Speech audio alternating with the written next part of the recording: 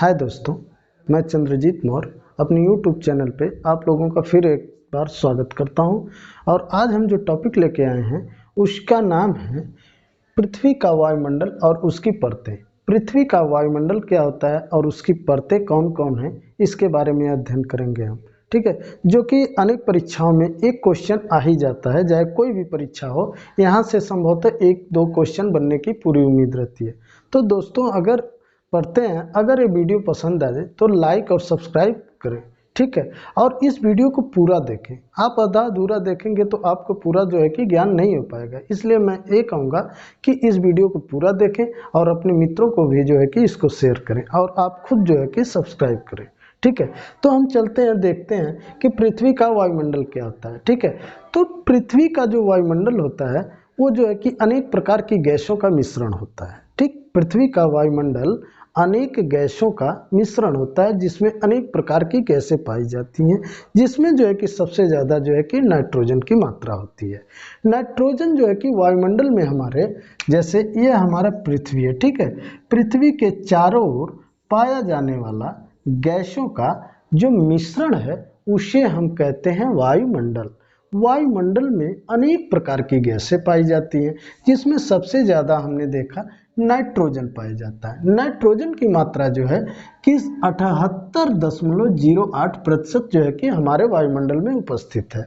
और 78.08% जो वायुमंडल में उपस्थित है उसको जो है कि लेग्यूमिनस पौधे जो होते हैं आसानी से जो है कि मिट्टी में उसको स्थिरीकरण करते हैं, जो आने वाले पौधों के लिए जो है कि अनेक प्रकार की जो है कि लाभदायक हो सकता है। ठीक है, दूसरा जो महत्वपूर्ण गैस है वायुमंडल में पाई जाती है वो ऑक्सीजन है। ठीक, पहला नाइट्रोजन, दूसरा ऑक्सीजन। ऑक्सीजन की मात्रा हमारे वायुमंडल में जो है कि 20.93% पाई जाती है। ठीक, जो कि जीव जंतु पेड़ पौधों के लिए अति आवश्यक होती है।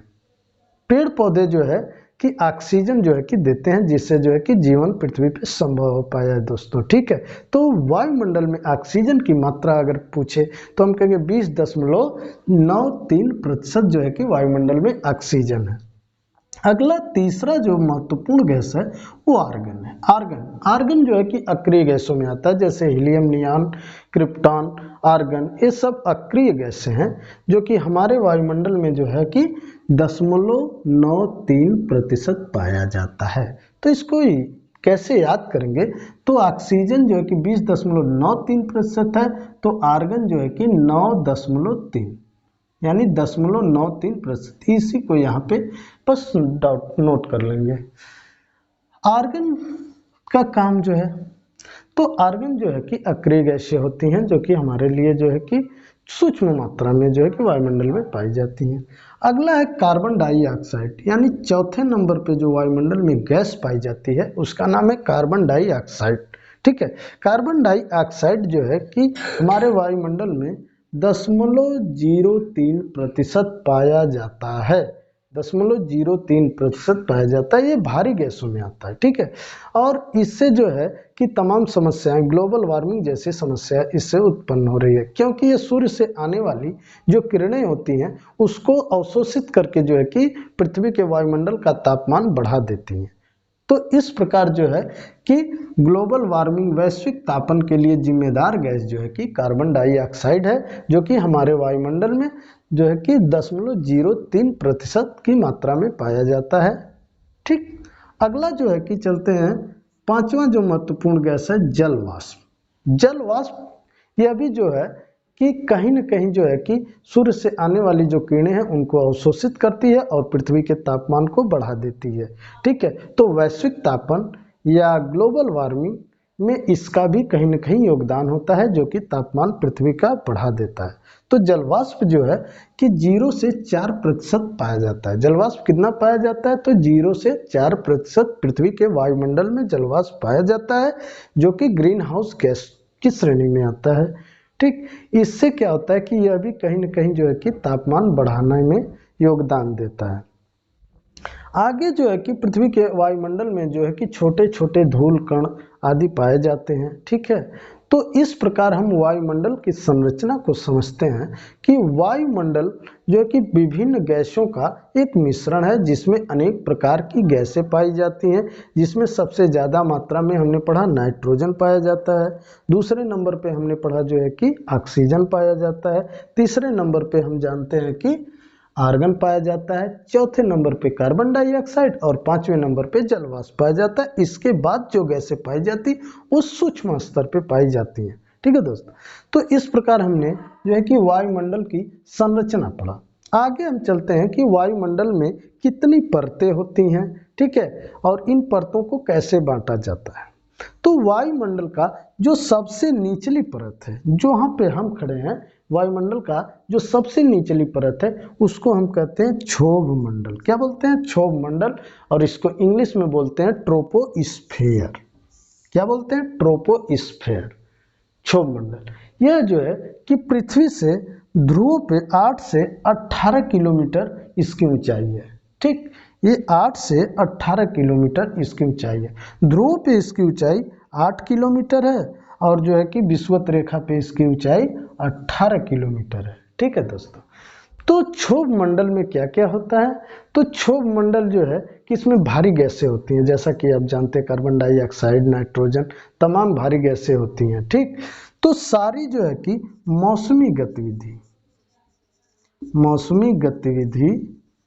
जो है कि क्षोभ मंडल में ही संपन्न होती है। मौसमी गतिविधि कहने का हमारा तात्पर्य यह है कि इसमें जो है कि आंधी तूफान, ठीक है, आंधी तूफान, चक्रवात, बिजली का चमकना, बादल का बरसना, बादल, वर्षा इत्यादि जो है कि क्रियाएं जो है कि इसी मंडल में संपन्न होती है। तो इस दृष्टि से क्षोभ मंडल जो है कि काफी महत्वपूर्ण मंडल हो गया, जो पृथ्वी के सबसे निचली परत में पाया जाता है। क्षोभ मंडल, सारी मौसमी गतिविधियां इसी में होती हैं और इसका तापमान अधिक होता है। ठीक है, तो क्षोभ मंडल में हम जैसे जैसे ऊपर जाते हैं तापमान में गिरावट आती है। अगर बात करें तो 165 मीटर ऊंचाई पे जाने पे तापमान में जो है कि 1 डिग्री सेल्सियस की कमी आती है। कितना?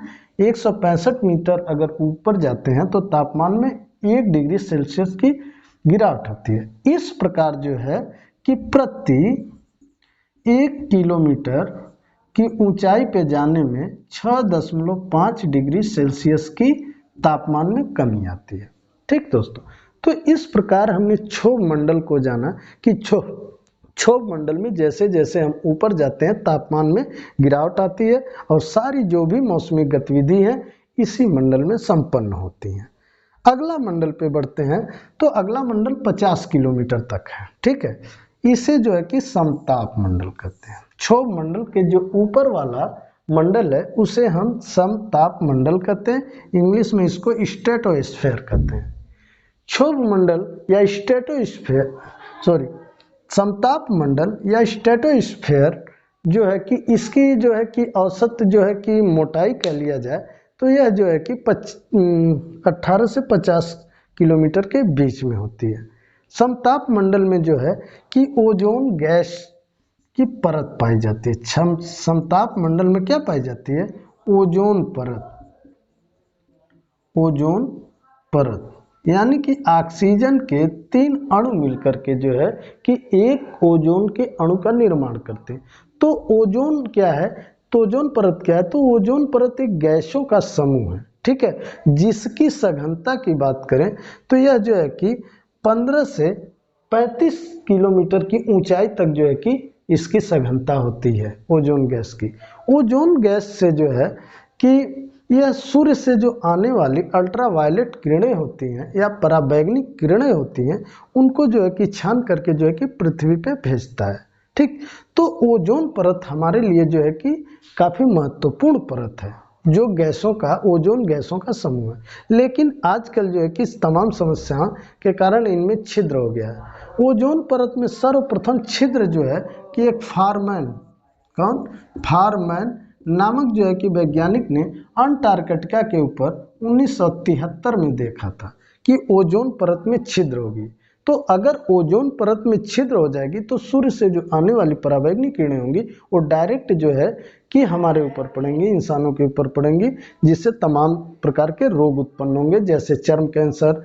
इसी के कारण ओजोन परत में छिद्र होने के ही कारण जो है कि चिली की भेड़ों में जो है कि अंधापन पाया गया है। ठीक है, तो ओजोन परत को संरक्षण करने के लिए जो है कि विश्व स्तर पर मॉन्ट्रियल सम्मेलन 1987 में कनाडा में स्थापित किया गया था। और ओजोन परत को नुकसान करने वाली कौन कौन चीजें हैं, तो हमने बताया CFC गैस, जो कि AC, रेफ्रिजरेटर, प्लास्टिक आदि के जो है कि कारण होता है। ठीक, तो ओजोन परत का जो है कि संरक्षण किया जाए और पृथ्वी पे मानव समाज को बचाया जा सकता है। तो ओजोन परत के लिए जो है कि काफी महत्वपूर्ण है। ठीक, तो ओजोन परत कहाँ पाया जाता है, तो समताप मंडल में पाया जाता है। ओजोन परत का काम क्या होता है, तो सूर्य से आने वाली पराबैंगनी किरणों को छान के जो है कि पृथ्वी पे भेजती है।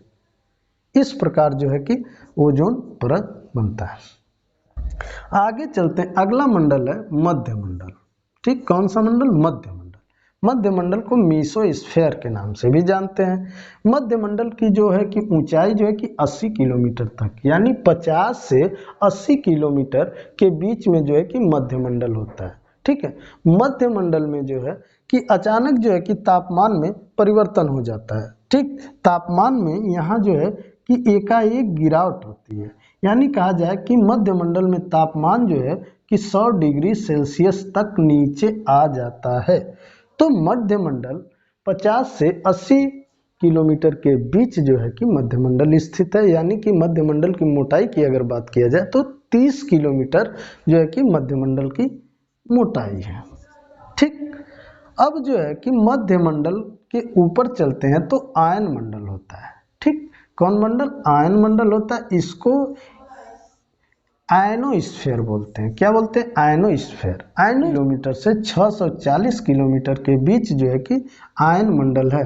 ठीक, आयन मंडल में ऊंचाई बढ़ने के साथ साथ जो है कि तापमान में जो है कि वृद्धि होती है। ठीक है, तापमान जो है कि बढ़ने लगता है, और इसमें जो है कि विद्युत आवेशित कण पाए जाते हैं। क्या पाए जाते हैं, विद्युत आवेशित कण पाए जाते हैं, जिसके कारण जो है कि यहाँ पे रेडियो तरंगे जो है, रेडियो तरंगे यहाँ से परावर्तित होकर नीचे चली जाती हैं। तो रेडियो तरंगे किस मंडल से परावर्तित होती हैं, तो हम कहेंगे कि आयन मंडल से रेडियो तरंगे परावर्तित होती हैं। तो इस प्रकार हमने आयन मंडल की विशेषता देखा कि आयन मंडल में जैसे ही जाते हैं तो तापमान में जो है कि वृद्धि होने लगती है। ठीक, और जो है कि तापमान में वृद्धि होती है, विद्युत आवेशित कण पाए जाते हैं, रेडियो तरंगे परावर्तित जो है कि होती हैं आयन मंडल से। आयन मंडल के बाद जो है कि हम चलते हैं लास्ट वाला जो बहिर्मंडल है। बहिर्मंडल को हम एक्सोस्फीयर बोलते हैं। बहिर्मंडल की जो है कि ऊंचाई की बात करें तो 640 किलोमीटर से 1000 किलोमीटर तक के बीच जो है कि बहिर्मंडल है, और 1000 से 10,000 किलोमीटर के ऊपर जो है कि जाएंगे तो अंतरिक्ष स्थित है। बहिर्मंडल में क्या होता है कि इसमें जो है कि विभिन्न गैसों की जो है कि परतें पाई जाती हैं, जैसे नाइट्रोजन, ऑक्सीजन, हीलियम, हियान, हाइड्रोजन आदि गैसों की जो है कि परतें पाई जाती हैं, और इस मंडल में जो है कि वायुमंडल विरल हो जाता है। तो इस मंडल में विद्युत आवेशित कणों की प्रधानता होती है। किसकी, विद्युत आवेशित कणों की प्रधानता होने के कारण जो है कि इस मंडल में जो है कि संचार उपग्रह जो है कि स्थापित किए जाते हैं। तो संचार उपग्रह जो है किस मंडल में स्थापित किए जाते हैं, तो संचार उपग्रह जो है कि बहिर्मंडल में स्थापित किए जाते हैं। क्यों, क्योंकि विद्युत आवेशित कणों की इसमें प्रधानता होती है और विभिन्न प्रकार की गैसों का इसमें परतें पाई जाती हैं। तो इस प्रकार हमने जो है कि वायुमंडल की संरचना में जो है कि 5 परतों का अध्ययन किया। पहली परत है क्षोभ मंडल, उसके बाद जो है कि संताप मंडल, उसके ऊपर मध्य मंडल, उसके ऊपर आयन मंडल, उसके ऊपर बहिर्मंडल। ठीक है। तो समताप मंडल में जो है कि हमने देखा कि कोई मौसमी गतिविधि न होने के कारण जो है कि इसमें जो है कि जेट वायुयान विमान उड़ाना पसंद करते हैं, क्योंकि जेट वायुयान जो है कि समताप मंडल में काफ़ी आसानी से जो है कि दूर दूर तक साफ दिखाई देता है। क्यों? क्योंकि धूल कण इत्यादि जो है कि इसमें नहीं होते हैं, इसीलिए जेट वायुयान विमान उड़ाने वाले जो है कि समताप मंडल में उड़ाना पसंद करते हैं। और समताप मंडल में जो है कि ओजोन परत जो है कि पाई जाती है, जो एक गैसों का समूह है। तो ओजोन परत की अधिकता जो है कि समताप मंडल में बात किया जाए तो 20 से 35 किलोमीटर के मध्य जो है कि ओजोन परत की जो है ओजोन गैसों का जो है कि अधिकता होती है। तो इस प्रकार जो है कि हमने पांचों जो है कि मंडल पढ़ लिया है और याद कर लिया है। तो दोस्तों हम चलते चलते एक क्वेश्चन आपसे पूछते हैं कि ओजोन गैसों में छिद्र होने से जो है कि क्या क्या नुकसान हो सकते हैं, और ओजोन गैस के छिद्र को सर्वप्रथम किस वैज्ञानिक ने देखा था। ठीक है दोस्तों, तो चलते हैं, धन्यवाद।